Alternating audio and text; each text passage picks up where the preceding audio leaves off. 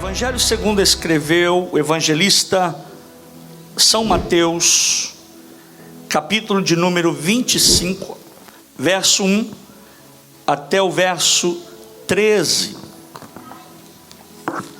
Todos encontraram, amém? Amém. Diz a palavra de Deus: então o reino dos céus, diga reino dos céus, guarde isso. Então o reino dos céus será semelhante a 10 virgens. Quantas virgens? 10. Que tomando as suas lâmpadas saíram ao encontro do esposo. E 5 delas eram prudentes, e 5 eram nécias, loucas.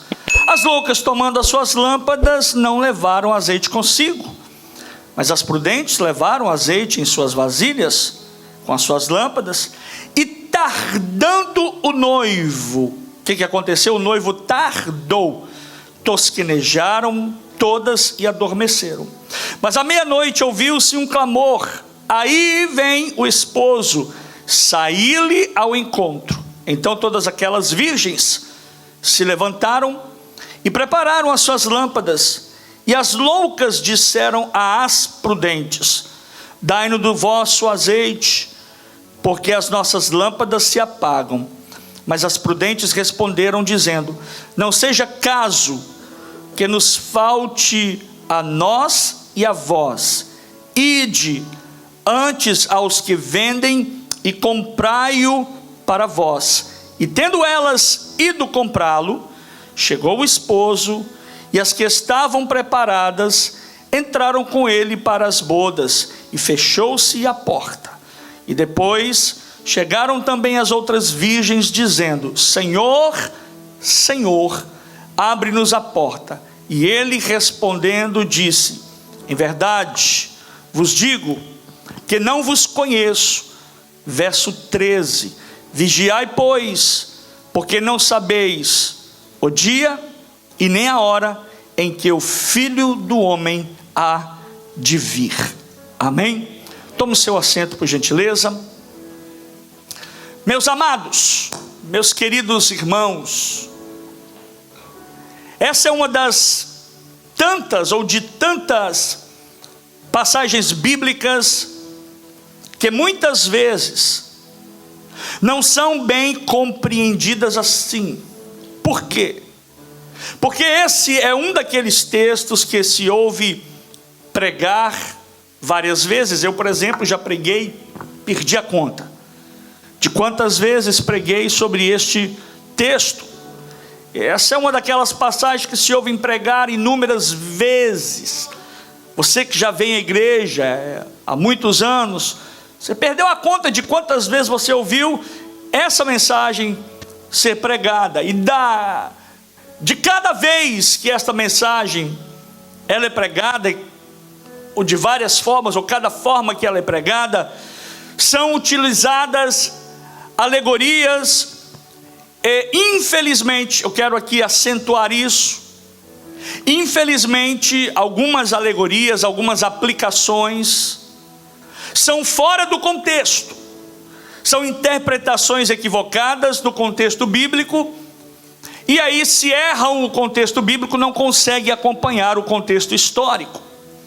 E eu quero que você se lembre, guarde, memorize isso, de que um texto fora do contexto é um pretexto para uma heresia. Vou repetir: um texto fora do contexto, ele é um pretexto para uma heresia. E as heresias, queira você acreditar ou não, ou entender ou não, e agora eu quero passar para você, as heresias, elas surgem, elas aparecem dentro de textos extraídos da Bíblia, sem nenhum contexto. São chamados os famosos textos isolados. E um fato muito importante aqui que eu quero ressaltar, eu quero ratificar aqui, é que Jesus é quem ensina a respeito das heresias que são extraídas do texto bíblico. Jesus é quem ensinou o cuidado que se deve tomar com certas mensagens e certos ensinamentos. E também Jesus é quem ensinou a respeito do reino de Deus por parábolas.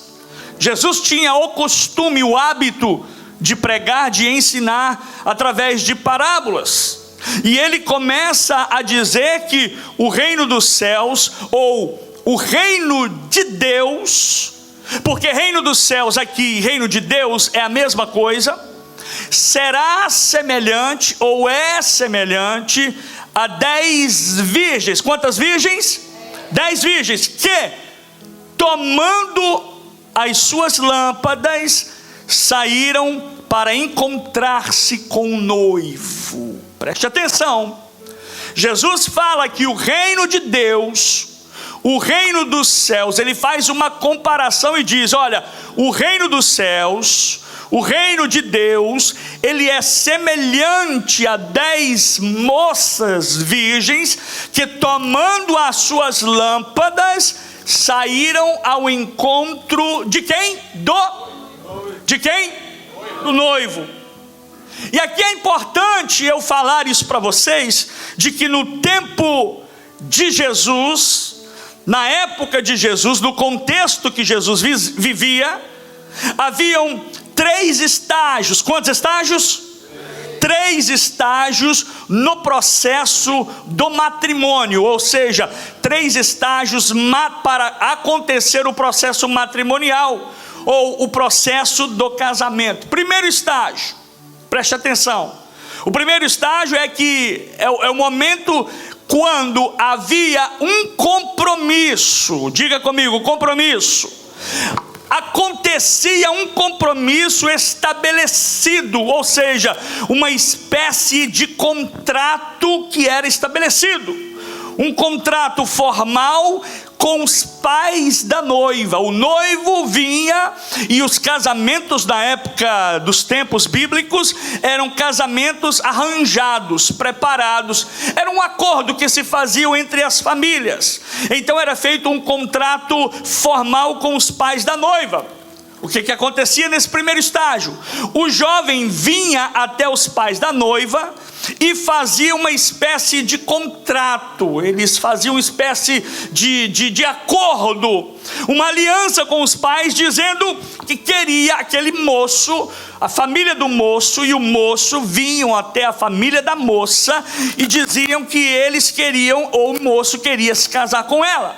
Esse é o primeiro estágio. O segundo estágio, depois de haverem acertado todos os detalhes, depois de estar tudo certo, os detalhes para o casamento, onde ambas as partes concordavam com esse contrato, com esse acordo, acontecia então, depois do primeiro, no segundo estágio, acontecia o noivado entre os dois, os jovens. E o noivado acontecia aonde? Na casa dos pais da noiva. Hello? Será que isso nos arremete a alguma coisa bíblica entre o casamento do noivo chamado Jesus e a noiva? Porque esse momento, esta festa se dará na casa do pai. Você pode adorar a Jesus por isso? E esse momento do noivado, onde ali eram feitos os votos, as promessas mútuas por parte dos contratantes, ou seja, entre o noivo e entre a noiva. Alguém está me entendendo? Diga amém. O que acontecia na segunda fase? O que acontecia no segundo estágio? O noivo, ele dava presentes à noiva. Era o dote, o famoso dote. O noivo entregava para a noiva presentes, como prova de que a sua palavra tinha peso e valor. Ou seja, o compromisso era tão sério naquele contrato, nesse contrato, que se o noivo, preste atenção, na segunda fase, quando o noivo fazia o contrato, fazia todo o arranjamento, a preparação, iam para a casa do pai, e ali eles fizessem isso, esse compromisso, esse contrato, esse acordo, era tão sério, era tão levado a sério, que se o noivo morresse, antes deles contraírem matrimônio, nesse período a moça, a mulher, era considerada viúva. De tão sério que era esse compromisso entre o casal e a família. Se o rapaz morresse antes deles se casarem, pela tradição judaica, a moça já teria assinado, acertado o compromisso com a família do moço e com o moço, e ela então se tornaria considerada viúva. E o fim de um noivado, preste atenção, ele tinha o mesmo peso de que um divórcio para a mulher que havia sido desposada. Agora olha para mim, preste atenção. É por isso que quando José, marido de Maria, que fora mãe de Jesus, descobre que Maria estava grávida, quando José descobre que Maria estava grávida, o texto, diga comigo, o texto, diga a Bíblia diz que ele tentou deixá-la secretamente. Mateus capítulo 1, verso 19 diz: então José, seu marido, como era justo e a não queria infamar, ou seja, defamá-la, deixar a moça em má situação, mal falada entre a sociedade, então José, como era justo e não queria infamá-la, intentou deixá-la secretamente. Por isso que às vezes você lê um texto e você pergunta: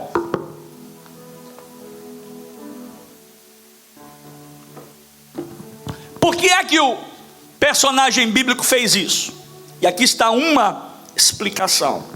José não queria defamar Maria, ele não podia deixá-la, então ele resolve toda aquela situação sem trazer constrangimento. E terceiro e último, o terceiro e último estágio do matrimônio judaico, no transcurso, agora passamos do primeiro, fomos para o segundo, e no transcurso, no percurso para o terceiro, depois de um ano, depois que o moço já havia se declarado para a moça, depois que eles já haviam acertado todos os detalhes com a família e se tornado então agora noivos, o moço se prepara. Quem se prepara? O moço se prepara para o casamento. Então acontece agora na terceira fase, preste atenção que você vai entender Mateus capítulo 25 de uma forma muito clara, muito especial e muito abundante na sua vida. Na terceira fase, o noivo, o que ele faz? Ele ia com seus amigos. Ele ia com quem? Com seus amigos à casa do pai da moça, buscar a noiva para a casa do pai. Ou seja, e na casa do pai acontecia as festas, o que nós chamamos de bodas. O moço vem, quase que eu disse desce, né? Porque eu já estou querendo chegar na parte de Jesus. O moço desce, ele vem com seus amigos, vai à casa da noiva e a resgata, e pega ela e busca ela, para que eles possam ir para a casa do pai, aonde aconteciam as festas. Agora veja bem, as festas ou a festa de casamento acontecia na casa do pai da noiva. Quando você lê o texto, e isso é normal da grande maioria das pessoas, quando você lê o texto, as pessoas interpretam, preste atenção, porque eu não quero deixar dúvidas aqui. As pessoas interpretam que as 10 virgens, ela é a igreja. Mas se você parar para prestar atenção, se você parar para observar o texto, nos detalhes, a primeira pergunta que eu faço quando eu leio um texto como esse é a seguinte: Jesus tem quantas noivas? 10 ou uma? Quando você olha para o texto, é normal. Eu já ouvimos pessoas alegorizando, dizendo que as 10 virgens são as noivas.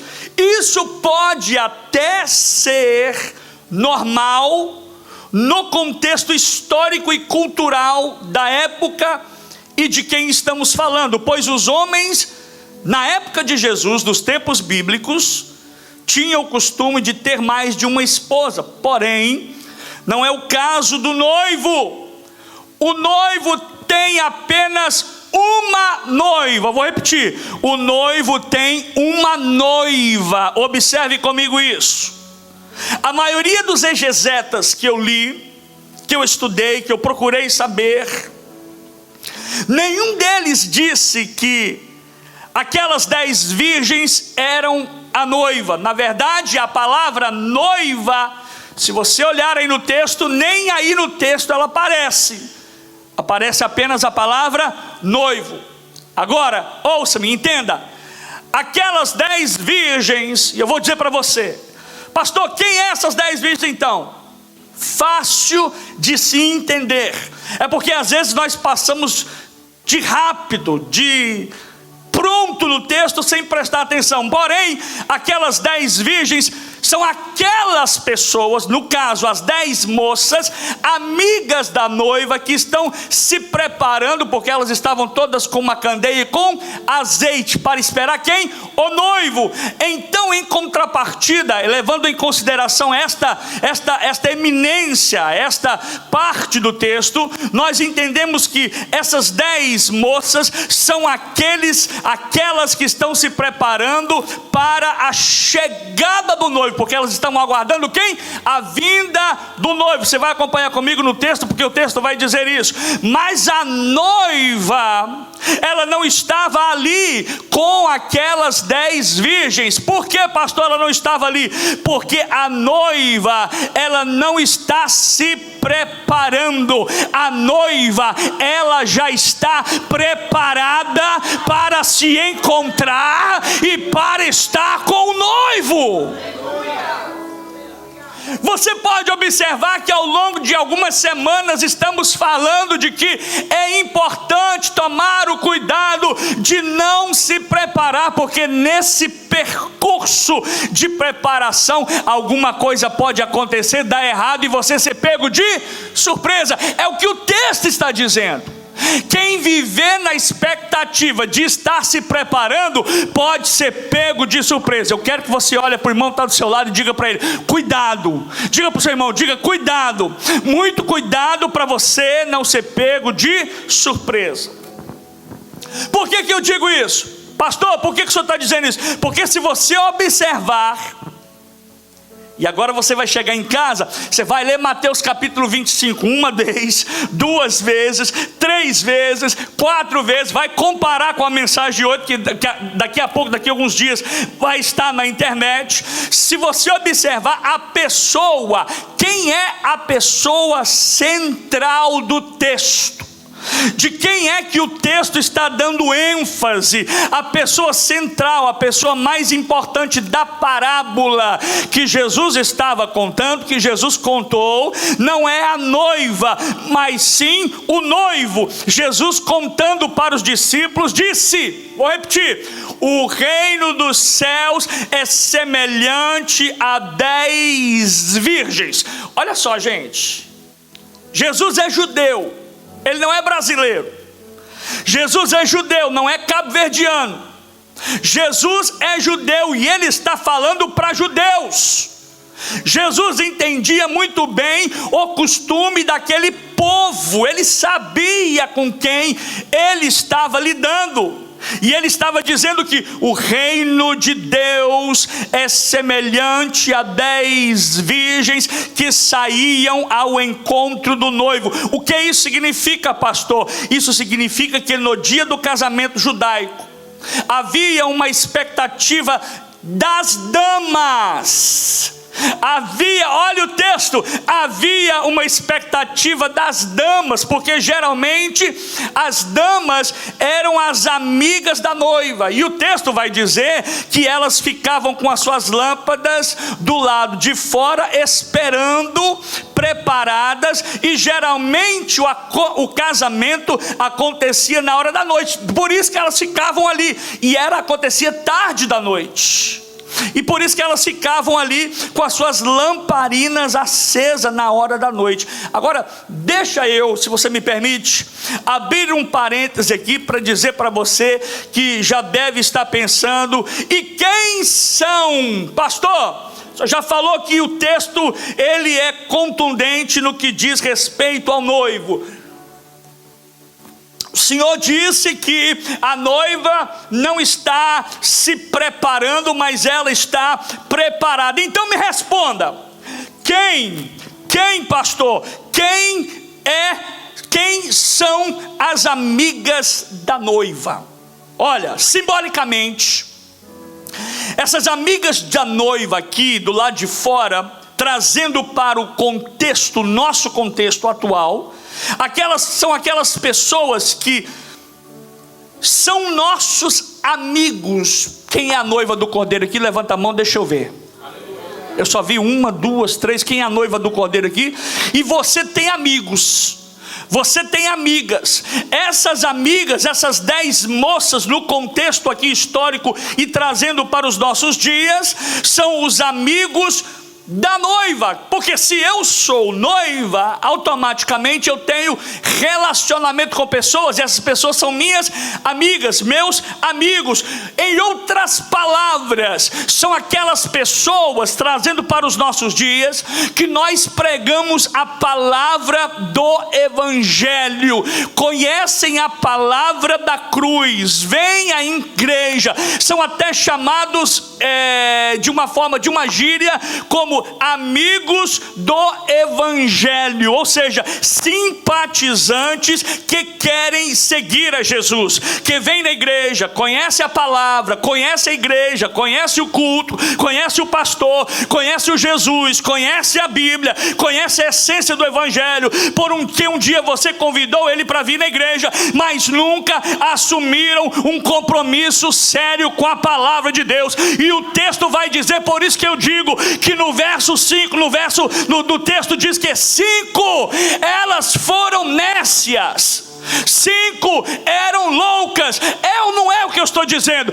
Você convida alguém, ele vem na igreja, senta no banco, ouve a palavra, aceita Jesus, fica ali, ele então faz parte do corpo de Cristo como membro e está se preparando para ser noiva. Mas tem 5 que estão com azeite, que está na igreja, que vem na igreja, é convidado, ouve a palavra, mas não tem um azeite, não está preparado, não tem a unção de Deus e não está pronto para subir se o noivo vier. Simbolicamente são amigos do Evangelho, nunca assumiram um compromisso. E o texto está querendo dizer com isso, lembre-se que o contexto era para o povo judeu. Pastor, por que o senhor está dizendo então que aquelas moças, elas eram amigas? Porque até para os amigos tem uma promessa.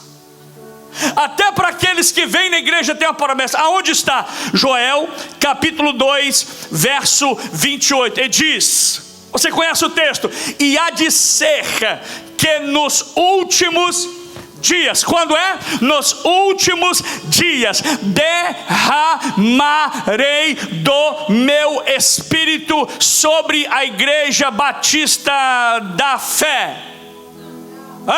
No último dia derramarei do meu espírito sobre a igreja IMCC em Porto Charles, amém?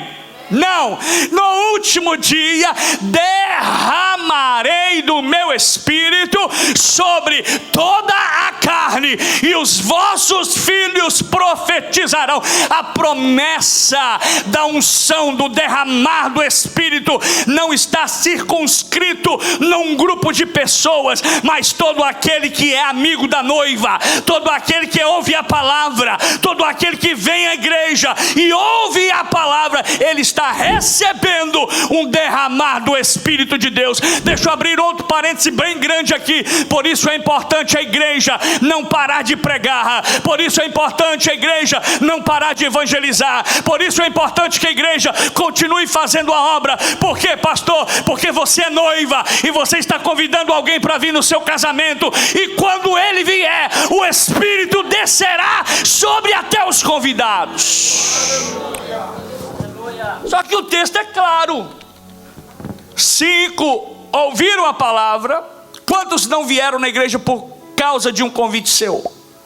Quantos não ficaram, ou seja, quantos ficaram na igreja por conta de que um dia você as convidou ou os convidou para virem aqui? Muitos. Sabe o que é isso? É a parábola das 10 virgens.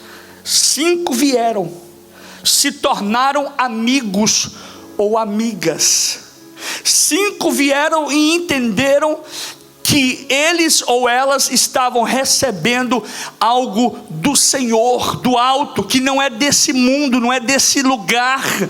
E 5 delas ou deles vieram e fizeram com que o que eles estavam recebendo do Senhor, eles estavam guardando, eles estavam se preparando, eles estavam se iluminando, porque a Bíblia diz lá no Salmo 119, verso 115, que lâmpada para os meus pés é a tua palavra. O que é que vai fazer uma lâmpada acender? É o óleo. O que é que faz uma lâmpada estar acesa? É o azeite. E o que é que faz o azeite transbordar? É através da palavra. A palavra de Deus, ele vem, ouve a palavra se materializa, se transforma no azeite do Espírito Santo e desce sobre ele. Ele recebe, ele não quer mais falar palavrão, ele não quer ficar fora da igreja, ele não quer ir para boate, ele não quer ter uma vida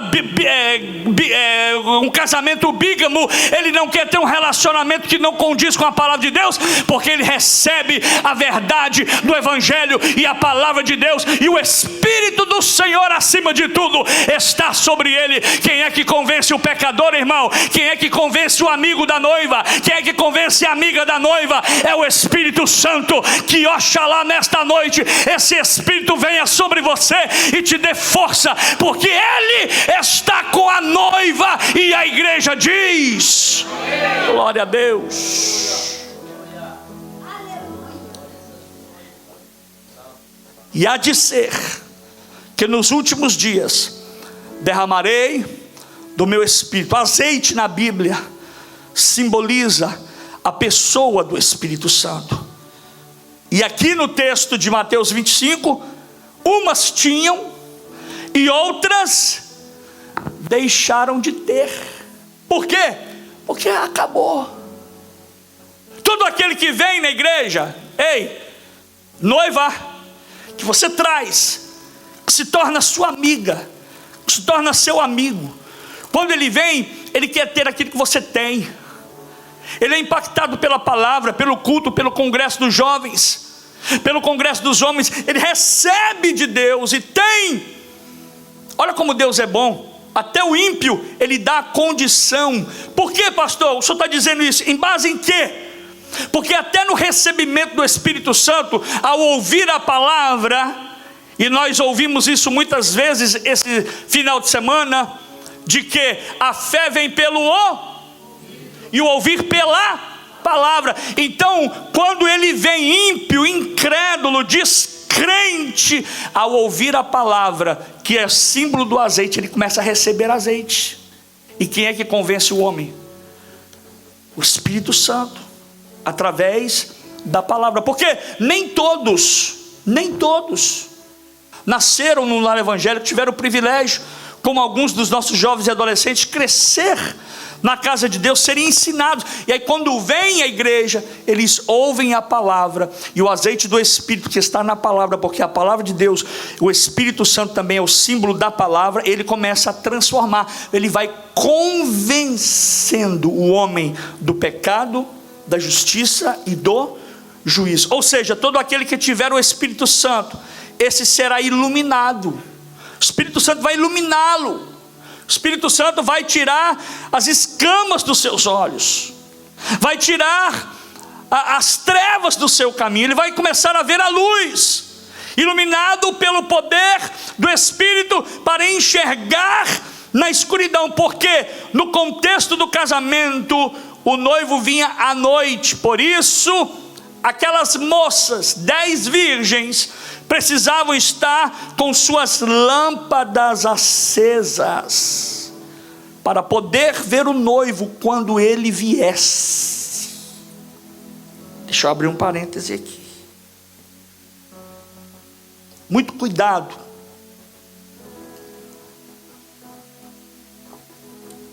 com o que você anda ouvindo na internet. Essa semana, por incrível que pareça, eu comecei a cair, porque uma vez que você ouve uma mensagem, automaticamente hoje com o AI, a inteligência, ou IA, a inteligência artificial, isso já vem acontecendo há muito tempo, faz com que aquele conteúdo vá surgindo nas suas redes sociais, no seu telefone. E aí surgiu uma mensagem de um pregador dizendo tudo contra o que eu estou falando aqui. E o Espírito Santo falou ao meu coração: filho, existem muitas pessoas que ouvem a palavra de Deus, são iluminadas pelo meu Espírito, são orientadas, são guiadas, mas se não manter comunhão com o Espírito, elas vão ficar como as 5 nécias, ou 5 loucas, sem azeite. Existe uma falácia, e para quem não sabe, falácia é mentira. Existe uma mentira que tem sido propagada, dizendo contra tudo o que o Espírito Santo e a palavra da verdade diz. E uma das coisas que a palavra de Deus diz, que aquele que tiver o Espírito Santo, ele ouvirá quando a trombeta soar. Só quem tiver o Espírito, se o Espírito Santo é ele que convence o homem do pecado, da justiça e do juízo, é ele quem nos dará a perceptividade, a percepção. Porque na percepção, deixa eu dizer para você como acontece, eu vou facilitar para você. Ela só acontece quando houver comunhão. Por que a luta do diabo é tirar a pessoa da presença de Deus? Por que a luta do inimigo é tirar a pessoa, o crente, da casa de Deus?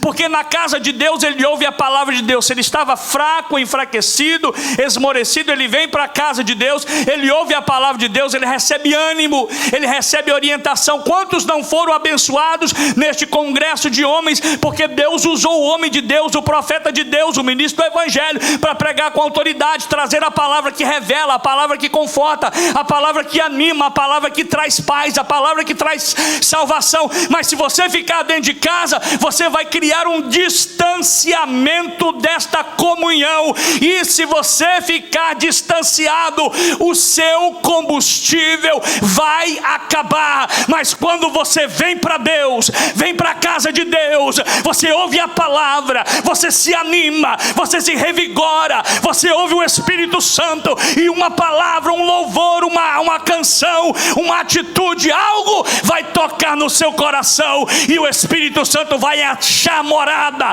ele vai achar uma oportunidade e vai entrar dentro de você, e aquele combustível que estava baixando, aquele combustível que estava no nível baixo, ele vai enchendo, porque o Espírito Santo vai te encher, o Espírito Santo vai te encher, o Espírito Santo vai te encher, e você, quando a trombeta soar, você vai estar tão pertinho, vai estar tão sensível, que ouvirá o soar da última trombeta. Levanta a sua voz e dá glória para Jesus. E o texto vai dizer: e tardando todas adormeceram. Todas. Isso já traz o primeiro detalhe importante da parábola das 10 virgens do capítulo 25 de Mateus. Por quê? Porque na parábola das 10 virgens, o primeiro detalhe é que a vinda do noivo não seria tão rápida assim.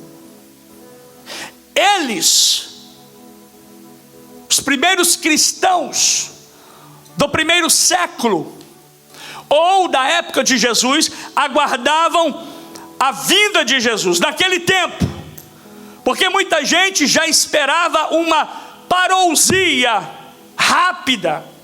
Jesus morre e logo em seguida ele vem, e os cristãos do primeiro século aguardavam essa parousia dentro do seu tempo. Mas vejam que já se passaram 2000 anos e Jesus ainda não veio. É o cumprimento daquela parábola, daquela passagem, desta passagem que diz: e tardando o noivo. E tardando o noivo. Por que o noivo ainda não veio? E por que o noivo ainda não veio? Muitos estão cochilando. Não é o que o texto diz? E tardando o noivo, 2 cochilaram, 3 cochilaram, 5, quantas cochilaram? Todas. Por que elas cochilaram? Porque o noivo tardou. Imagine, estou aqui esperando.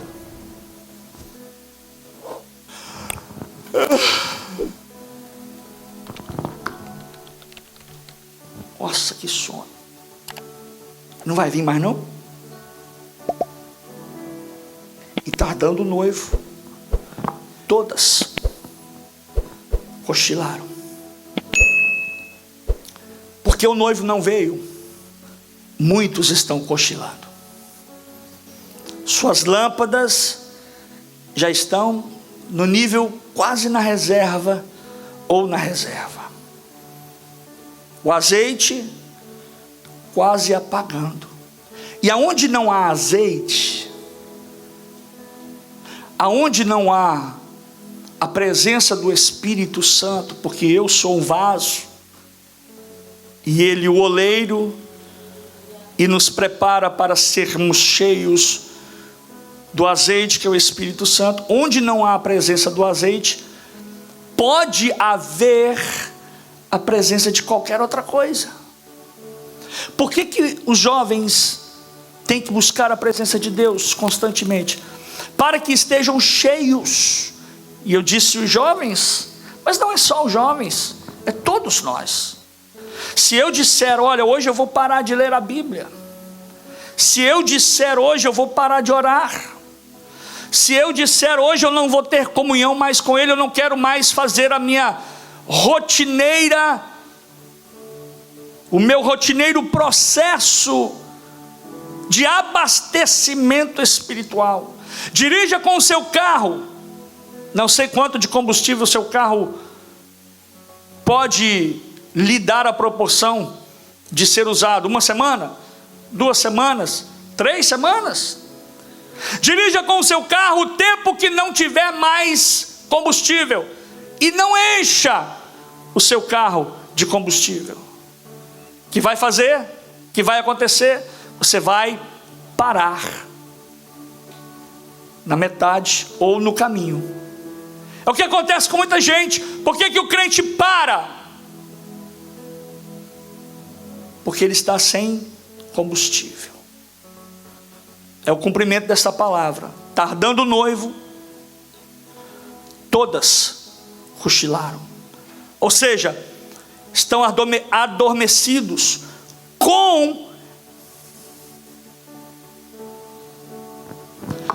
as coisas do reino.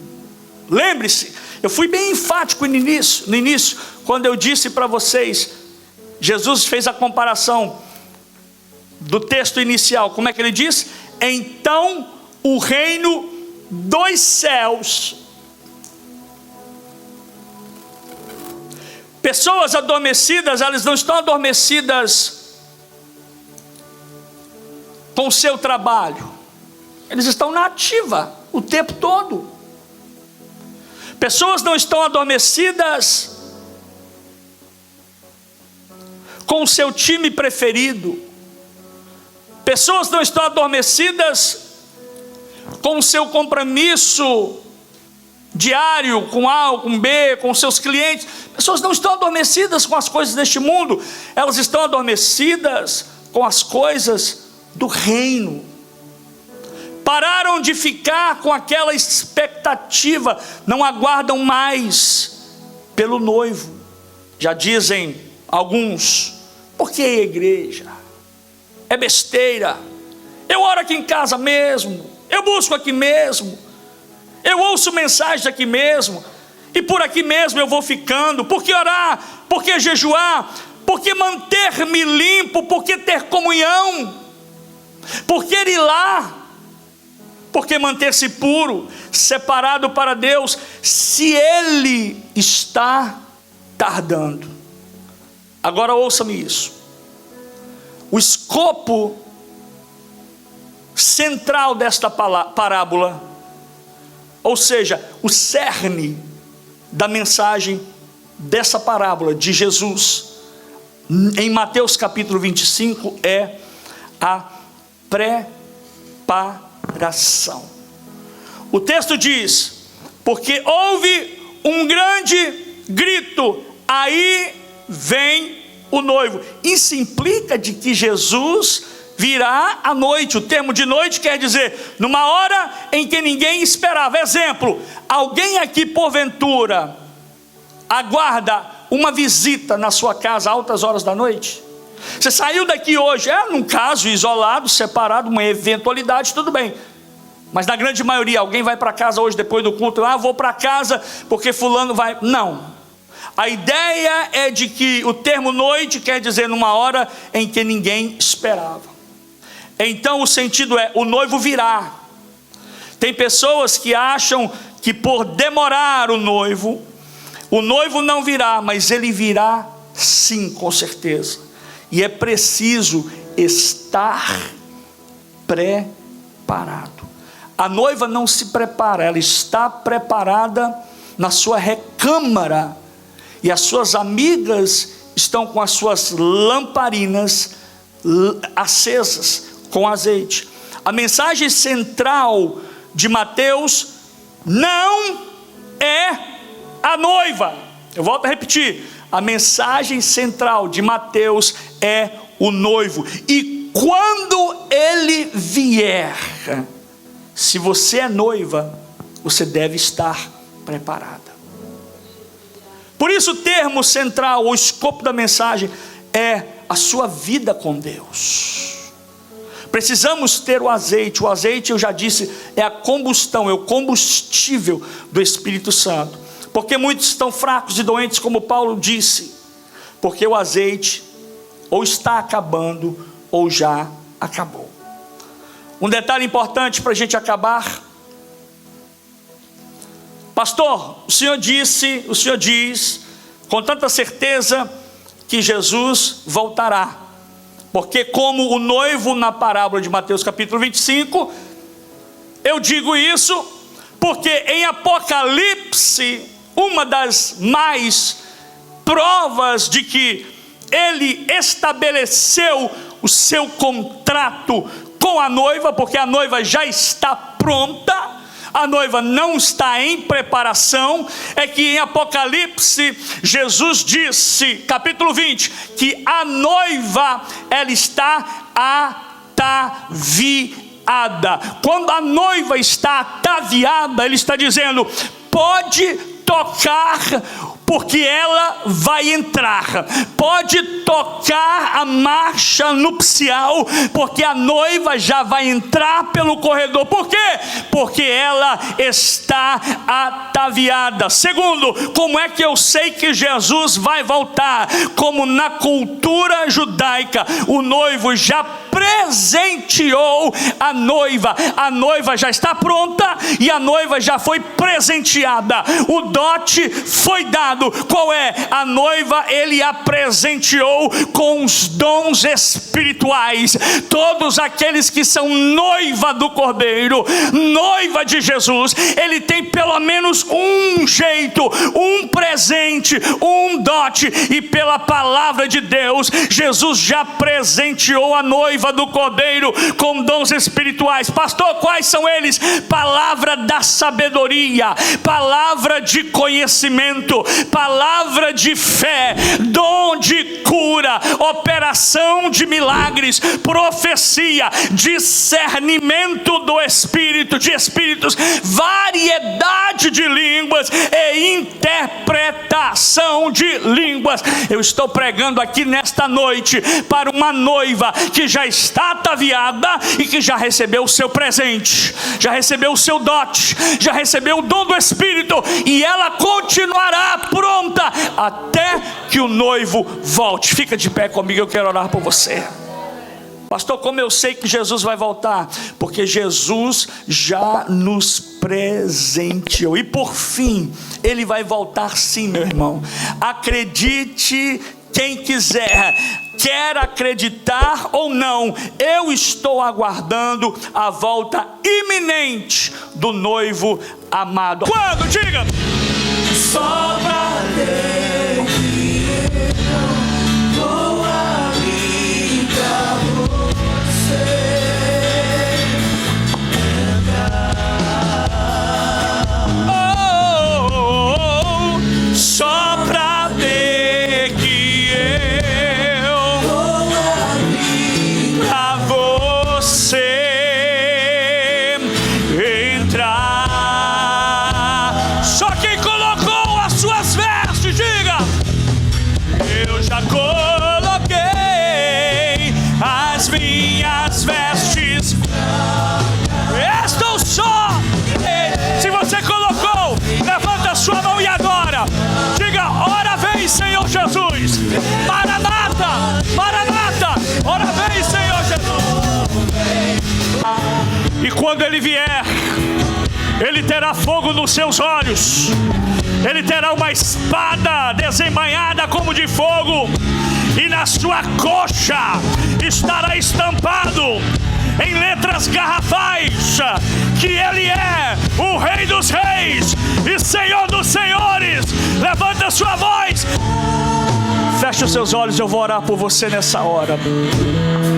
Levante as suas mãos. Pai, no nome de Jesus, estamos aqui, ó Deus, debaixo da Tua presença, debaixo do Teu Espírito. Tem azeite na minha lâmpada, Senhor. Eu já entendi a mensagem do Evangelho, a mensagem da cruz. Eu não sou mais amigo do Evangelho, eu não sou mais amigo da noiva, eu não sou mais, ó Deus, apenas um participante, mas eu sou aquele que é considerado a noiva do Cordeiro. E há de ser que o Espírito Santo de Deus tem derramado sobre nós a unção que é presente do alto, é variedade de línguas, é dons espirituais, é revestimento, é fortalecimento, é graça de Deus, é graça sobre graça, é unção do Espírito para me fazer continuar até o final. Levanta a sua voz e adore o nome do Senhor. E agora, para você, uma novidade aqui no canal. Para você que se tornar membro do nosso canal, temos aí mais de 2.250 horas de aula em hebraico, algo que você não vai encontrar por aí facilmente. Detalhe, é hebraico com inglês, aonde eu tenho um chat, uma conversa diária, semanalmente, com amigos israelenses, judeus, onde trabalhamos na gramática do hebraico. Você vai aprender muito. Então, se você ainda não se tornou membro do canal, vá lá e se torne membro do nosso canal.